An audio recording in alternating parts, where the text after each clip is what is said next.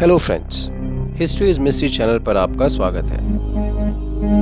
आपने आज तक बहुत सारे फ्यूचर प्रेडिक्टर्स के बारे में तो सुना ही होगा, जैसे कि द मायान्स और नोस्ट्राडामस, जिन्होंने कई फ्यूचर प्रेडिक्शंस किए हैं। लेकिन क्या आपने किसी ऐसे कार्टून सीरीज के बारे में सुना है जिसमें ऐसे फ्यूचर प्रेडिक्शंस हुए हैं जो टाइम के साथ सही साबित होते जा रहे हैं? आज के इस वीडियो में हम एक ऐसे ही कार्टून सीरीज के बारे में बात करेंगे जिसका नाम था द सिम्पसन्स। यह एक अमेरिकन एनिमेटेड सीरीज है जिसको क्रिएट किया था मैट ग्रोनिंग ने।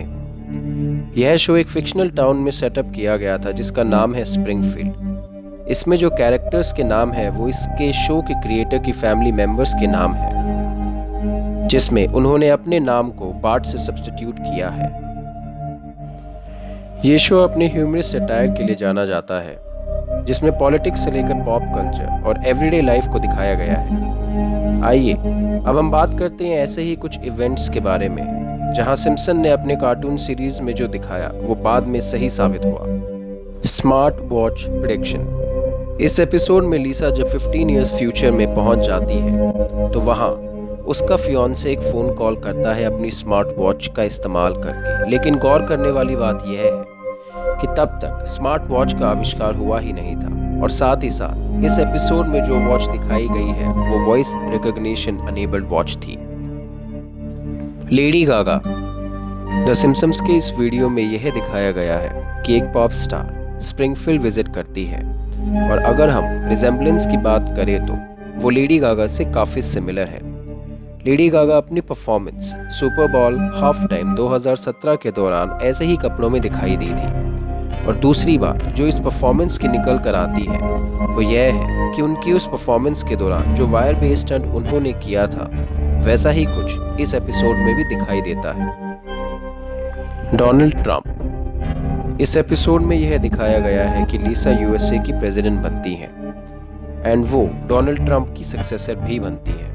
गौर करने वाली बात यह है कि आज से 16 साल पहले इस एपिसोड में यह दिखा दिया गया था कि डोनाल्ड ट्रंप यूएसए का इलेक्शन जीतेंगे। Corona virus outbreak. ये एपिसोड बहुत वायरल हो रहा है क्योंकि 1993 में इस कार्टून सीरीज के एपिसोड में एक मिस्टीरियस वायरस दिखाया गया है जो एशिया से आया था। इसमें दिखाया गया था कि यह वायरस जापान से शुरू हुआ है, जहां एक सिक फैक्ट्री एम्प्लॉय स्नीज कर देता है जूसेस के कंटेनर में, जिसके बाद स्प्रिंगफील्ड के लोग इस वायरस को कॉन्ट्रैक्ट कर लेते हैं। गौर करने वाली बात यह है कि इस वायरस, जिसे ओसाका फ्लू का नाम दिया गया था, उसके सिम्टम्स आज के कोरोना वायरस से काफ़ी सिमिलर दिखाए गए हैं। यहाँ यह दिखाया गया है कि यह डिजीज़ बहुत तेज़ी से स्प्रिंगफील्ड के लोगों में फैल जाता है और वो इससे जूझ रहे हैं, जैसे कि आज पूरी दुनिया कोरोना वायरस से जूझ रही है।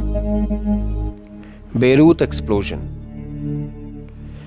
आपने लेबनान के बेरूत एक्सप्लोजन के बारे में तो सुना ही होगा, जिसने लेबनान जैसे खूबसूरत सिटी को हिलाकर रख दिया। इस एपिसोड में दिखाया गया है कि होमर सिम्पसन एक्सीडेंटली पूरे स्प्रिंगफील्ड सिटी को उड़ा देते हैं। अगर हम सिमिलैरिटीज की बात करें तो जो फोटो सिम्पसन में दिखाई गई है वो इस एक्सप्लोजन से काफ़ी सिमिलर है, और यही रीज़न है कि यह फोटो सोशल मीडिया पर छाई भी हुई है।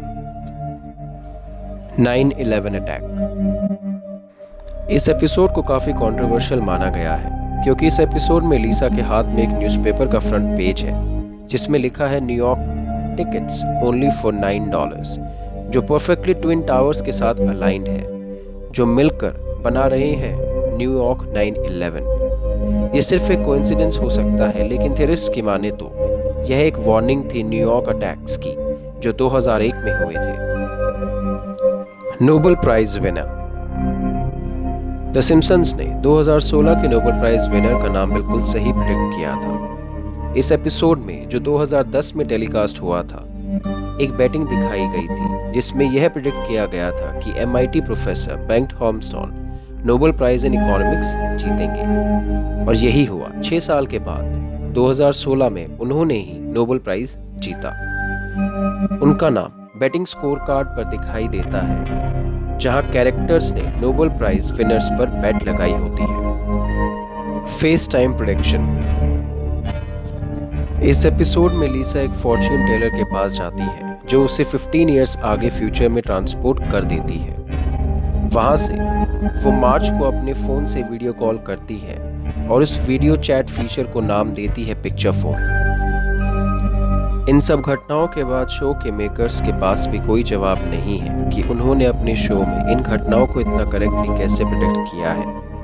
और यही ही नहीं बल्कि आज तक कोई भी इन बातों का जवाब नहीं दे पाया है। इन घटनाओं को देखकर तो ऐसा ही लगता है कि अब फिक्शन और रियलिटी में कोई फर्क नहीं है। तो फ्रेंड्स, आप भी ज़रूर बताइए कि आप इस सिम्पसन्स की फ्यूचर प्रेडिक्शंस के बारे में क्या सोचते हैं। और अगर आपको हमारा वीडियो अच्छा लगे तो इसे लाइक और शेयर करें, साथ ही साथ हमारे चैनल को सब्सक्राइब करें।